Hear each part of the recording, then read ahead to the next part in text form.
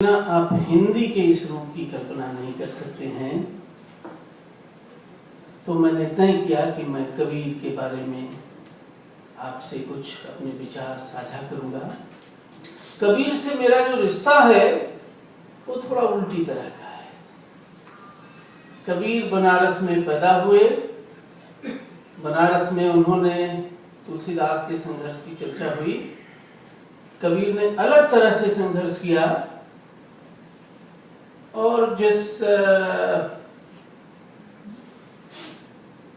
कठमुल्ली स्थितियों की ओर इशारा व्योमेश कर रहे थे, उनकी वजह से कबीर को बनारस छोड़कर गोरखपुर के निकट मगहर जाना पड़ा। कबीर बनारस से मगहर गए। मैं शायद इस मामले में थोड़ा भागा हूं कि मैं मगहर से बनारस आया। कबीर का संबंध बनारस से भी है, मगहर से भी है। मेरा संबंध भी इन दो शहरों के बीच, दो स्थानों के बीच, दो व्यक्तित्वों के बीच। बुद्ध भी जब हमारे यहाँ गए कुशीनगर तो बनारस होकर ही गए थे, बनारस से ही गए थे। ये एक ऐसी भूमि है जिस भूमि में विचार और संवेदनाएं और नया आलोक, काशी इसका जो नाम है उसका अर्थ ही है प्रकाश की नगरी। तो एक जो प्रकाश की जितनी भी रश्मियां हैं, उन रश्मियों को कभी न कभी बनारस से और इस भूमि से होकर गुजरना पड़ता है। बुद्ध हो, कबीर हो, तुलसीदास हो या स्वामी दयानंद सरस्वती ही क्यों ना हो, इस प्रकाश की नगरी में आप हैं और आपके साथ मैं कुछ अपनी बातें कर पा रहा हूं। ये मेरा सौभाग्य है। मित्रों, किसी ने मुझसे फोन किया कि शीर्षक क्या होगा आपके व्याख्यान का। तो कुछ मैंने बताया कबीर का घर। तो कहा कि कुछ ऐसा बताइए जो लोगों को समझ में आए। तो मैंने उस समय जो है कबीर का एक दोहा जो आप सब ने सुना होगा, कबीरा यह घर प्रेम का, खाला का घरना, शीश उतारे भुई धरे, तब पैसे घर मारे। तो उसी की पहली अर्धाली मैंने कह दी कि भैया ये जो पहला दोहे का पहला चरण ये रख लीजिए। कबीरा यह घर प्रेम का, खाला का घरना, शीश उतारे भुई धरे, तब पैसे घर मारे। इसी दोहे के सहारे मैं अपनी बात कहूंगा। हम भाषा में, व्योमेश ने बहुत अच्छी बात कही कि हम भाषा में रहते हैं और भाषा में सोचते हैं और भाषा में प्रेम करते हैं। जीवन हम भाषा में जीते हैं और इसीलिए समाज विज्ञानों में मनुष्य की जो परिभाषा बताई जाती है और वो भाषा के, यानी मनुष्य के अलावा भाषा किसी के पास नहीं है, और अगर है भी तो उस भाषा से हम परिचित नहीं हैं। मनुष्य ही है जो भाषा का व्यवहार करता है। तो भाषा में हमारा पूरा अस्तित्व जैसे भाषा में रहता है, उसी तरह हमने एक घर बनाया और घर की जरूरत हमें महसूस होती है। और कई बार जब घर नहीं होता है तो हम बेघर हो जाते हैं। कबीर एक ऐसे कवि हैं, एक ऐसे संत हैं जो घर में रहते हैं। हालांकि अभी एक दोहा मैं जब ये बात कह रहा हूं तो आप में से बहुतों के मन में कबीर का एक दूसरा दोहा उभर रहा होगा कि कबीरा खड़ा बाजार में लिए लुआठा हाथ, जो घर जा रे अपना चले हमारे साथ। तो घर के बारे में देखिए, जो युगांतरकारी प्रतिभाएं होती हैं उनमें एक तरह की दुविधा होती है। उनकी जो सहज प्रज्ञा है वह प्रचलित यथार्थ के विरुद्ध एक नई संभावना को तलाशती हुई जब सामने आती है तो एक दुविधा पैदा करती है। एक तरफ कबीर कह रहे हैं कि कबीरा खड़ा बाजार में लिए लुआठा हाथ, जो घर जा रहे अपना चले हमारे साथ, और दूसरी ओर कबीर कह रहे हैं कि कबीरा यह घर प्रेम का, खाला का घर ना, शीस उतारे भुई धरे तब पैसे घर में आए। तो ये दो बातें हमारे सामने हैं। एक चीज तो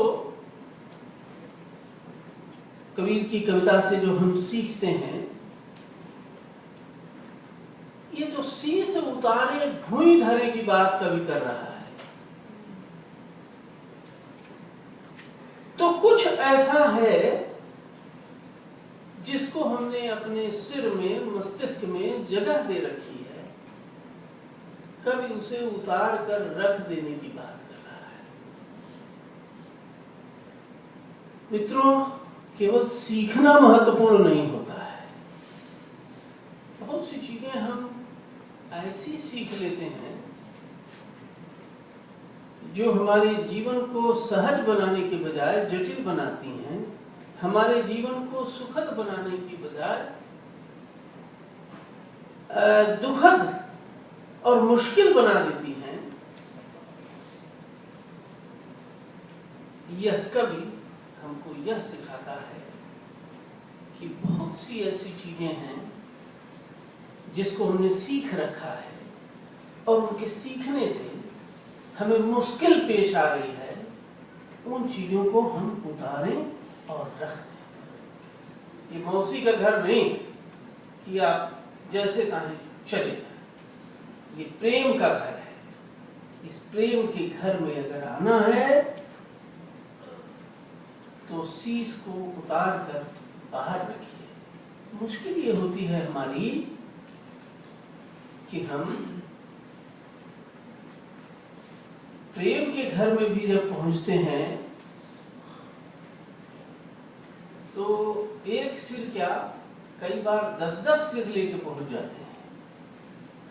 हम यूनिवर्सिटी के प्रोफेसर होते हैं, हम विभाग के अध्यक्ष होते हैं, हम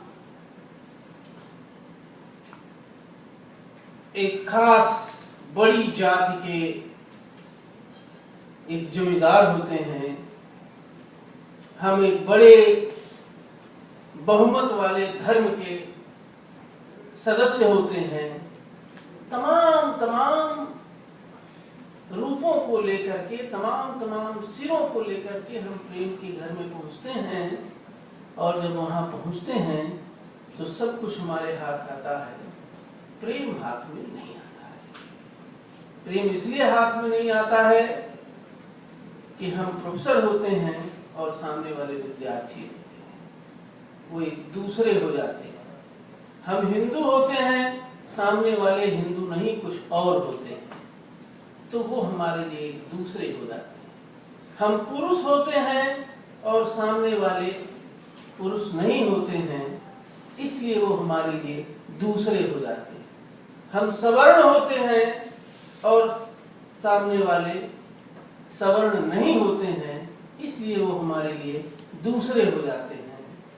आदि आदि इत्यादि दुनिया भर के भेद जो हमने समाज ने बनाए हैं, और उन भेदों के आधार पर ऊंच और नीच का जो भाव हमारे भीतर कैटेगरीज बनी हुई है, जो स्तरीकरण बना हुआ है, वह स्तरीकरण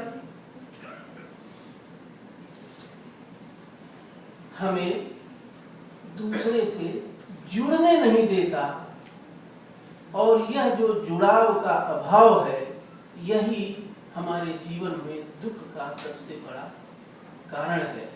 हमारे समाज में, हमारे जीवन में सबसे बड़ी व्याधि यही है कि हम ऊंच और नीच, छोटे और बड़े, स्पृश्य और अस्पृश्य होने की जो धारणा हमने बना रखी है, उस धारणा से हम पर उठ नहीं पाते हैं। कबीर जब कहते हैं कि ये प्रेम का घर है, इसमें आओ तो सिर को परे रख करके आओ, इस सारे बोध को परे रख करके आओ, तब तुम्हारा साक्षात्कार प्रेम से होगा। थोड़ी देर हम इस पर विचार करेंगे कि कबीर ने प्रेम का जो घर बनाया, या जो प्रेम के घर की जिस प्रेम के घर की बात करते हैं, वो घर कैसा है।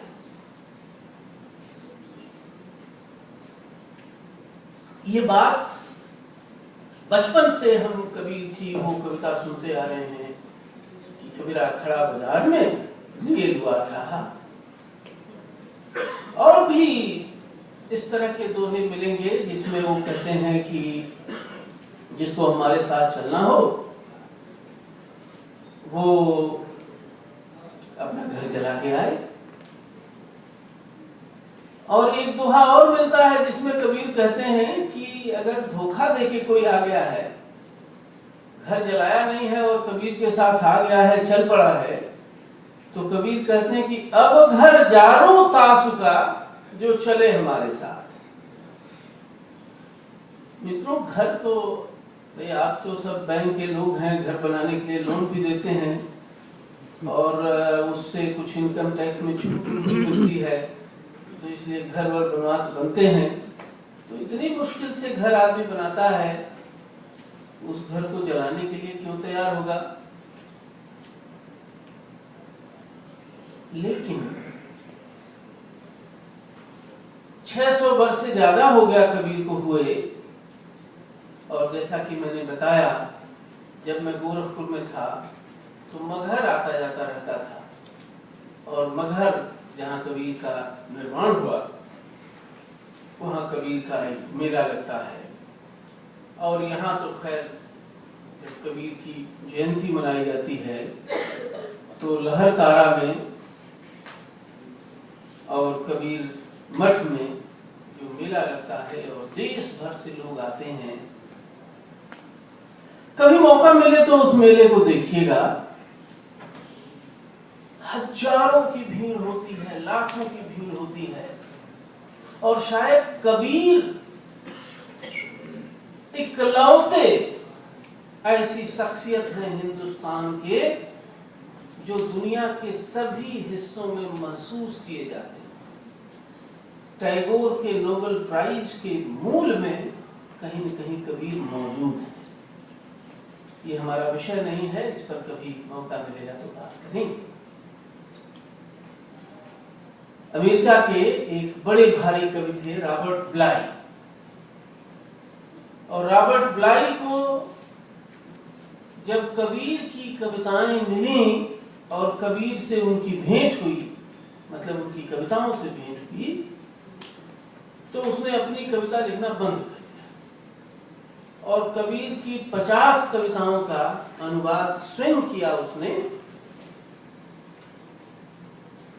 और दुनिया में जहां भी गए फिर उसके बाद वो कबीर को ही पढ़ते रहे। तो कबीर इकलौती शख्सियत हिंदुस्तान की है, इतिहास की, जो सारी दुनिया में महसूस किए जाते हैं। कभी आप लहरतारा में आइएगा और उस जन समूह को देखिएगा, हजारों लाखों की संख्या में। और यह नहीं कि केवल लहरतारा में, देश भर में फैले जो कबीर के आश्रम हैं, मठ हैं, लाखों की संख्या में वहां लोग। तो मेरे मन में ये सवाल